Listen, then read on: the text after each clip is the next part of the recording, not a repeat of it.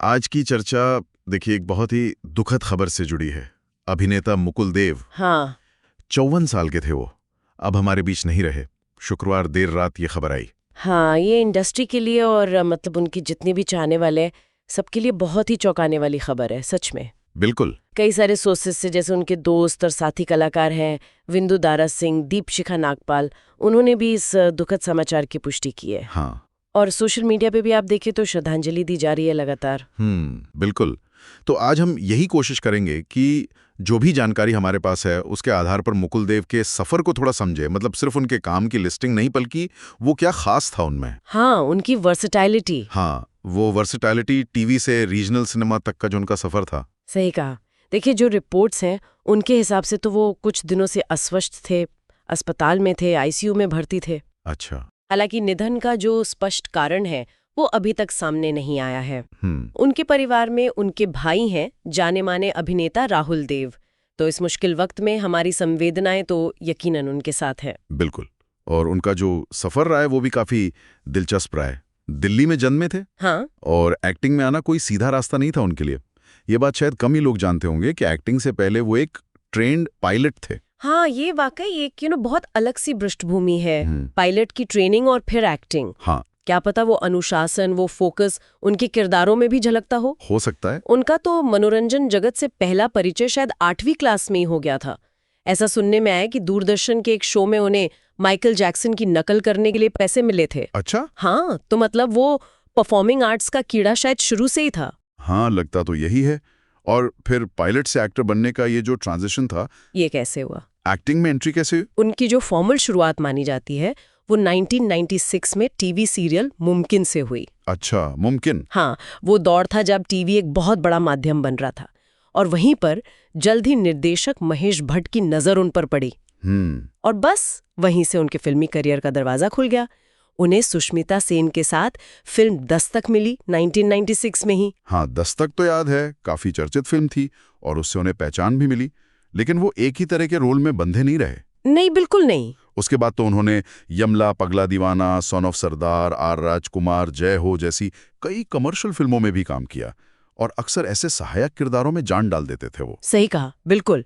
उन्हें तो यमला पगला दीवाना के लिए 7th अमरीश पुरी पुरस्कार से सम्मानित भी किया गया था। हाँ। तो ये दिखाता है कि वो सिर्फ हीरो या विलन के टाइपकास्ट में नहीं फंसे, बल्कि एक मजबूत कैरेक्टर एक्टर के तौर पर उन्होंने अपनी जगह बनाई। बिल्कुल। और उनका दायरा सिर्फ फिल्मों तक ही नहीं था।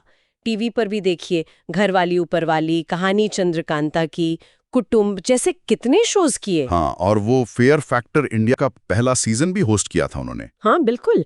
वो होस्टिंग करना दिखाता है कि कैमरे के सामने कितने सहज थे वो। सही बात है। सिर्फ स्क्रिप्टेड रोल ही नहीं। और उनकी जो वर्सेटिलिटी की हम बात कर रहे थे, उसका शायद सबसे बड़ा सबूत यह है कि हिंदी के अलावा पंजाबी, बंगाली, मलयालम, कन्नड़, तेलुगु, इन सब भाषाओं की फिल्मों में काम किया उन्होंने। हाँ, ये कमाल की बात है। आसान नहीं होता भाषाई सीमाओं को लांघना। बिल्कुल, ये उनकी रेंज दिखाता है और अलग अलग फिल्म इंडस्ट्रीज में काम करने की उनकी इच्छा भी दिखाता है।